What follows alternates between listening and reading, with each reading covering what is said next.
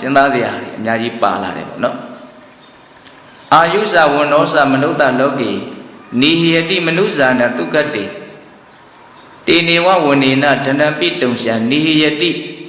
ဇိနတရာတိဣဇာကာထာလေးနဲ့ပြောတယ်ဘုရားလောင်းကတုကတ္တေတဲ့ကောင်းတဲ့ခန္ဓာကိုယ်ရှိတယ်အလွန်လှပတင့်နေတဲ့ခန္ဓာကိုယ်ရှိတဲ့မင်းသမီးမနုဿလောကေဟောဒီလူလောကကြီးမှာမနုဇာနဲ့လူသားတို့ရဲ့အာယုဇအသက်ဆိုတာဝဏ္ဏောဇအစင်းဆိုတာနှမျိုးပြောတယ်နော်အဲ့ဒါတွေဟာနိဟိယတိအမြဲတမ်းရုပ်လျော့နေတယ်တဲ့နော်အသက်နဲ့အစင်းဟာတစ်ချိန်နဲ့တစ်ချိန်အမြဲတမ်းလျော့ပြီးတော့လိုက်လာတယ်ဆိုလိုတာကတန်ဖိုးကျလာတယ်ပေါ့နော်အချိန်နဲ့မြတ်တန်ဖိုးကျလာတယ်တေနေနဝနေနအဲ့ဒီအသက်နဲ့အစင်းတက်ဟာလျော့ပြီးတော့ကျနေတဲ့အတွက်ကြောင့်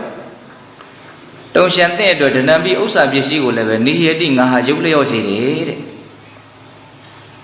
ဣဇအခုကိုပဲဇိနတရာပိတင့်ရဲ့အဲ့ဒီအစင်းတက်နဲ့အသက်တက်ဟာပို၍ပို၍နဲနေလိုက်နေတယ်လက်တွေ့ကိုသူကပြောတာအသက်တက်နဲ့အစင်းတက်ကရော့လိုက်နေတဲ့အတွက်ကြောင့်တဲ့အတွက်ဥစ္စာပစ္စည်းကိုလည်းပဲငါက